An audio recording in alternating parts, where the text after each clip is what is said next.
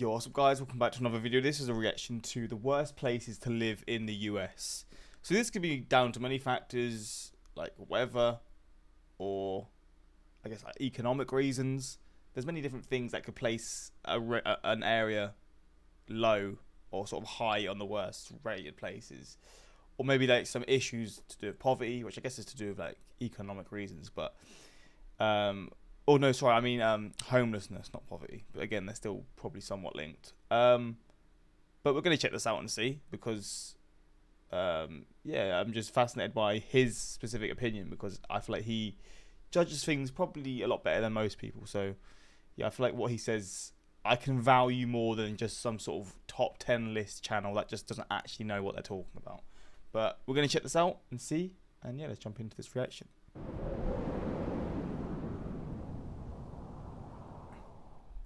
Howdy, it's Kyle talking about the Howdy. worst places to live in the US. And right away, I want to say I'm not going to be doing a countdown of specific places like Springfield or Greenville are the worst places to live. Just rather talk about a couple of different types of places and some examples of each. So for an individual person, maybe you really hate living in big cities or the middle of nowhere. So the worst place for you to live might be the top of a high rise downtown or on a farm in the middle of nowhere. But whether or not you hate cities or rural areas or whatever, you have to admit that some people really do want that. So there are folks that do want the exciting city life. Some folks want the nothing, leave me alone rural life. So the places I'll be talking about here in this video are really not good for anything. So they're kind of a lose-lose situation.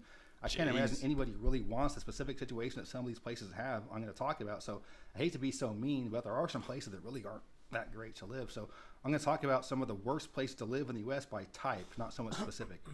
The first type of place I want to discuss are small towns, less than say 20,000 people, that are standalone towns, not part of a larger metro area.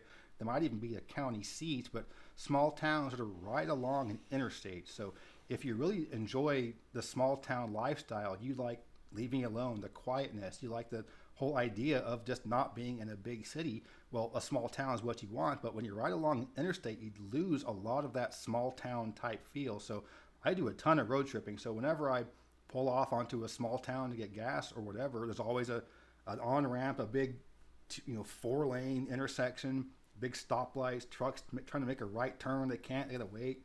I mean, it could be a big bit of congestion at these stoplights off the interstate.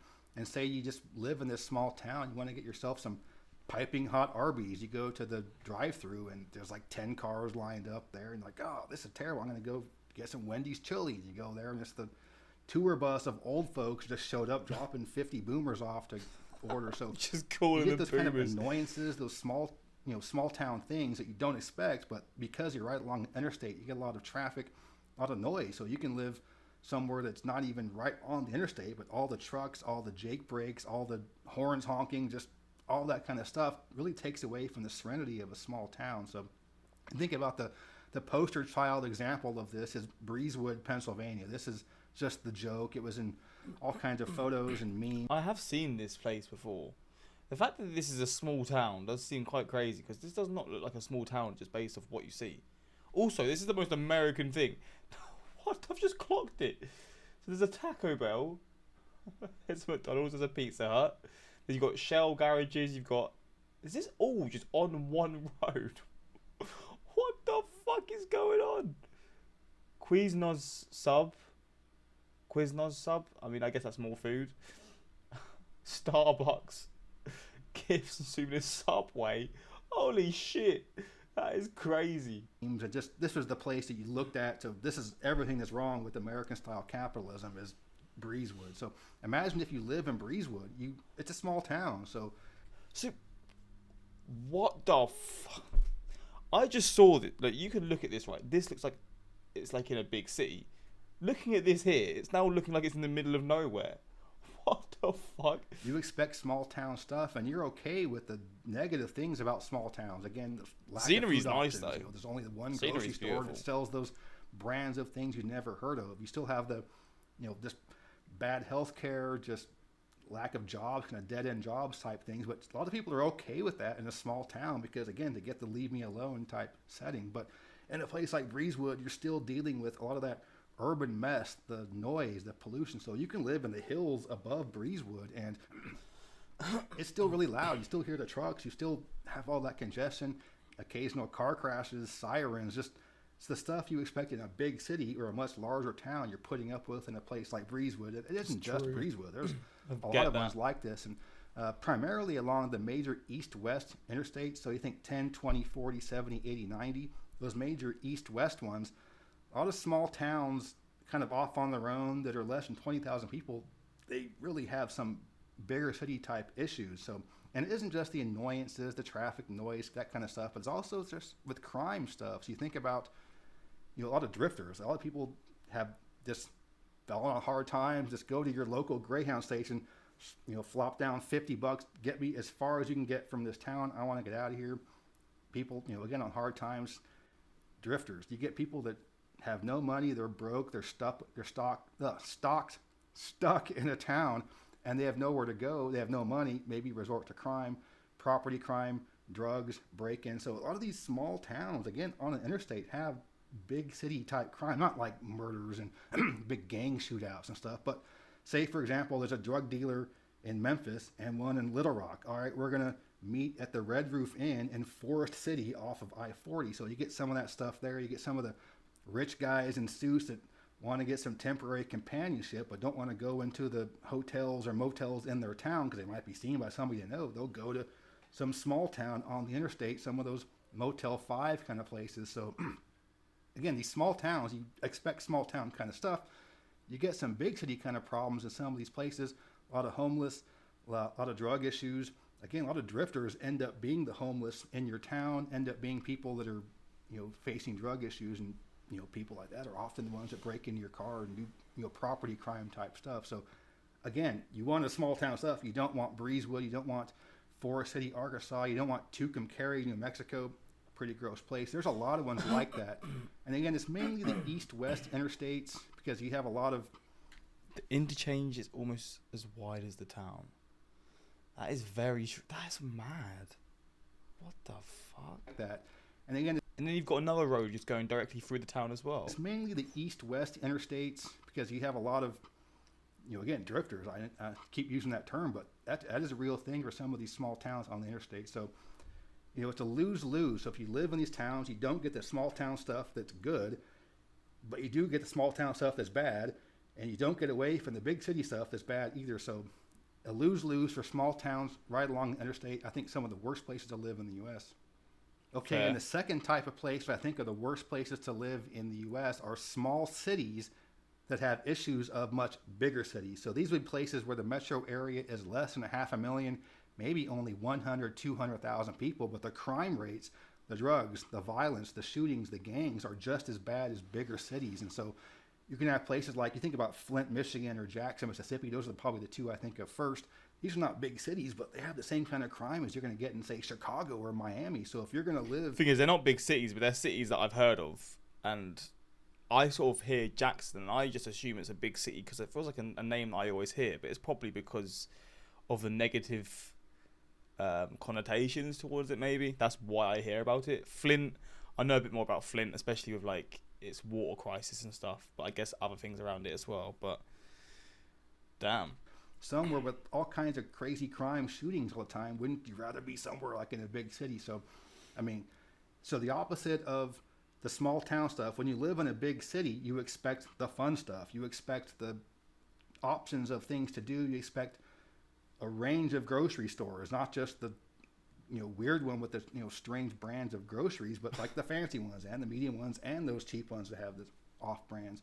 You expect to have all kinds of options from taco trucks to fancy restaurants to, you expect that stuff in cities, but the negative is crime, traffic, pollution, waiting in line for everything, congestion. So, but people that live in cities that like cities are willing to put up with that because of the benefits of a city. But if you're in a place like Flint or Jackson, or there are other ones, Fort Smith, Arkansas, these are places that are cities that are not that big. They don't have the wide range of great things that big cities offer, but they do have a lot of the crime and violence. So a lot of these small towns I was talking about on the interstate, they have some bigger city problems. Crimes in Flint by year.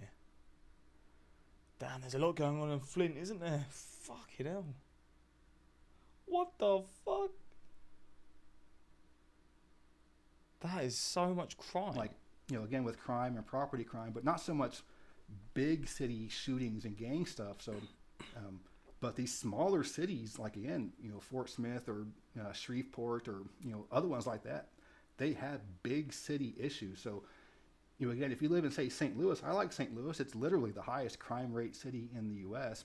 But I mean, it's still kind of a fun. It's a fun town. If you live there, you might be dodging bullets left and right, but you do get some benefits of living in a city. But if you live in say, again, Fort Smith, I mean, you're putting up with the same shootings. Fort Smith itself isn't that bad, but there are plenty of other ones in that size. Again, Jackson's pretty bad. Montgomery. Um, but yeah, these places where you're not getting the benefits of the big city, but you're getting the worst of the big cities. Kind of like these small towns off the interstate. You're getting the worst of the small towns without the benefit of the small towns. So, I mean, there are plenty of beautiful small towns in the U.S. all throughout the country. I could just do a whole channel on great small towns. They're normally not on the interstate. They're normally off, and there are some nice ones that are on the interstate, maybe a little bit tucked away a little bit, or specifically in New England or the upper Midwest where there isn't a ton of east-west traffic.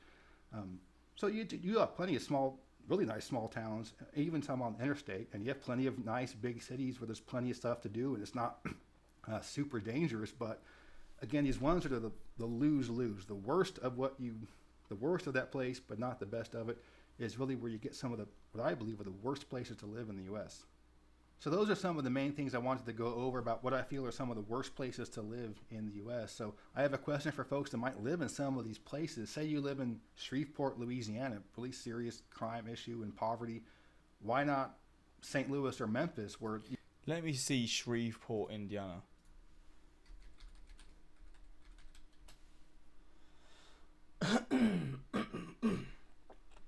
I am getting ill, by the way, so I apologise for clear my throat. It looks good in this image here. I'll give it that. So far, so good. Can't see anything. Oh, great. Lovely. That's what I definitely want to see. That's definitely what I've searched to see. Oh, now it wants to show. Brilliant. Oh, the hood. Oh, God. Oh, God. I mean, it's mad to see because the US looking at that image, downtown looks decent, but there is some absolute shitholes in my city, shithole areas to my standards, but nothing comes close to this. This just looks like a different country in terms of it being in the US. God damn. It's not easy for these people, man. They're literally just thrown in the deep end a lot of the times, and they just have to try and make it out. That is kind of crazy. You have more job opportunities, a little more things going on. It's just as dangerous. I mean, but the cost of living is going to be the same, just as cheap. But you do have more job options and just more opportunities in general. Or if you're in one of these really dumpy small towns, why not a nicer small town? Maybe you want still the small town lifestyle. It's probably just the money, isn't it? People haven't got the money to move out. I want to see what the comments say. Small towns where the whole economy is based upon undesirable business or public service, like a prison. Yeah, I mean, people will be stuck here, won't they? Because it's probably a lot cheaper to live in these. Anywhere downwind of a paper mill or chicken processing plant or industrial dairy farm or petrochemical processing. Fair. I've never seen Kyle so nervous making his points. I totally understand. Yeah, that's fair. I mean, he's just making a video. It's interesting to see. I'd say my personal hell is Southwest Florida. Horrible sprawl with no centralization. Has the highest hurricane risk in the country and full of resentful retirees. Wait. Let me see Jackson Hood. Let's just see what comes up. Why is it so slow, man? Oh, Jackson, Mississippi. Oh my god. 1 Mississippi, 2 Mississippi. Is that how you spell Mississippi? I think I've missed an S. Oh, I missed an S and a P. See, that it's similar. Some of the worn down places in America do look crazy. There's one place in the UK that I can really picture and see looks somewhat comparable to this. What's it called? Jaywick, UK. Like, this place is a shithole. And again, people are just stuck here who still live there, right? It used to be like a resort town. Let me just see. Like, the UK has some absolute dumps. I'm not denying that. Like, this looks very comparable. But it's just like, I feel like in so many US cities you find, or like small towns or whatever, like, just literally abandoned areas. But it's just mad. But I don't know. Maybe I've not really explored the UK as much. I mean, I've probably seen a lot more of the US than the UK based on my reactions and stuff. But yeah, I mean, look, you do have places in the UK that aren't anything to, anything better. They're probably worse in many areas as well. But yeah, this is an interesting video. I would be fascinated to like look at more specific towns and look at many pictures around these towns. But I guess if I can find another video on that, I will check it out. If you live in these places, let me know what life is like here, because I assume it's not great. But for a lot of people, they're going to be stuck there. They're just trying to live pretty much. Got to make the best of what you can do. But yeah, let me know in the comments, and that's pretty much it. Until next time, like, subscribe.